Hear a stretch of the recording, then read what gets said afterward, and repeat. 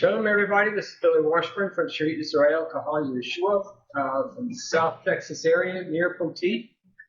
We are going to be talking about a single word in the last chapter, last verse of Daniel, and why this has been mistranslated in all of the English translations and most of the other languages I know in translation, and why it's been translated incorrectly. Before I get started, this was actually confirmed to me by a Chabad rabbi about 8 years ago, maybe more than that, when I asked him the question about this. It took him about 2 weeks to get back to me, and he completely agreed with it. So here we go.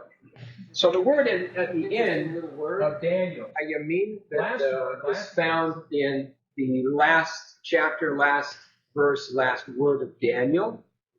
And it's constantly being translated in most English and even Spanish translations that I've looked at as end of days. And that's really not what's going on here, because end of days, you can see spelled down here, the letter in question is the last letter in these two words. And I want to look at this last word first. This is what should be written in Daniel if it's going to be translated as end of days. The days, in the days, okay?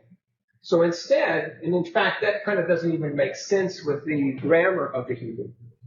So that actually means days, but that's not what's actually in the scripture. In the scripture, we have, instead of a mem sophi, that final mem, we have a nun sophi instead.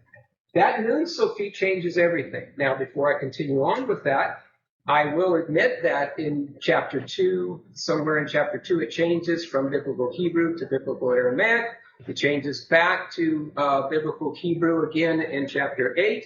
And 8 through 12 is all biblical Hebrew.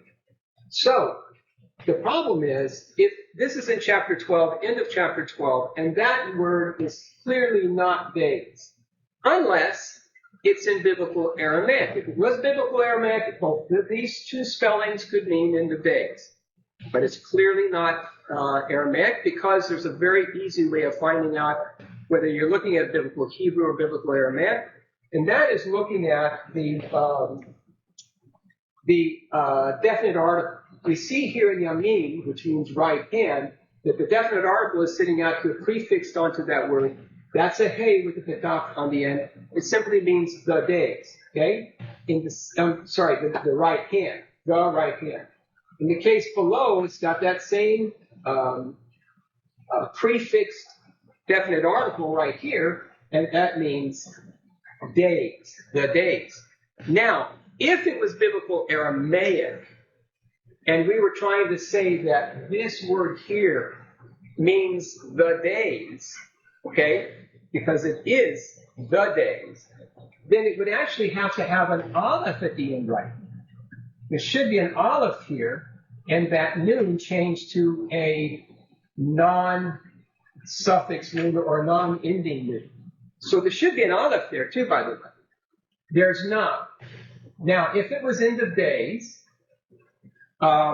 that would be on the end there. It's not, because that's one of the cues that you have, you're reading biblical Aramaic, is that you're going to find a lot of words with an aleph sitting at the end of a word. And it happens a lot. And it's very indicative of biblical Aramaic, because it is, the aleph at the end is the same thing as a hey in the beginning. It's the definite article.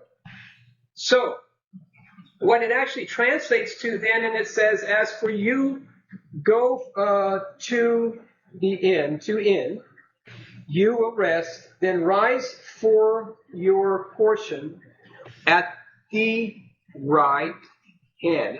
For your portion at the end, at the right hand. Or actually would be to the right hand. In the end, the right hand. So what is the right hand? Remember, a definite article points out a proper noun. So this is a title of somebody. And somebody occupies the right hand, right? Who is that? We know, because we have the Nachum Ketuvim scriptures, which is, I think, puts a cap on all of scriptures. And it ends with what I think is the sixth book of the Torah, which is Revelation. At any rate, we have this historical document that tells us that Yeshua's Talmudim, you might call him Jesus' Talmudim, were arguing about being seated at his right hand.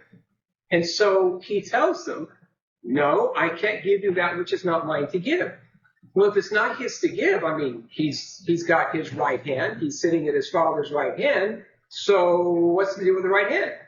Well, the deal is, this is one of Daniel's blessings, is to be seated at the right hand of Yeshua. That's why he could give it away to one of his Talmudim. And that's what our word means. And this is the reason why we study so hard here at Sharit, is that there's very often mistranslations, misunderstandings because of mistranslations, and we are doing our absolute best to try and remove some of these from the confusion. There's a lot of people out there that want to increase the confusion of Scripture so that they can keep people in power and make big pockets and big money. That's not our point, our position here. Our position here is we need to try and reduce the confusion so that more truth and righteousness can get out, and so we can worship the Most High closer and closer to what how he wants us to worship. So, just to make sure that you understand that I'm not just pulling from my own little stuff that I get. I wanted to make sure that I was right in what I was saying. And so I figured, well, they got this thing called Chabad.org, and on Chabad.org you can go ask the rabbi, and so I asked the rabbi. Now, I won't go through the first three rabbis, what they said, because that was just silliness. But I finally got to a rabbi that was answering honestly. And he says, I never noticed that. I don't have an answer for you. Can I get back with you? And I said, yeah, sure. So it took him about a week or two to get back. We're talking about emails, and chats, right? So we're not talking about on the phone right now. So he finally got back and he says, you know what? I found it. It's in the Talmud. And you're correct. It means right hand. It is not biblical Aramaic at all. It's biblical Hebrew, and it means right hand. The right hand.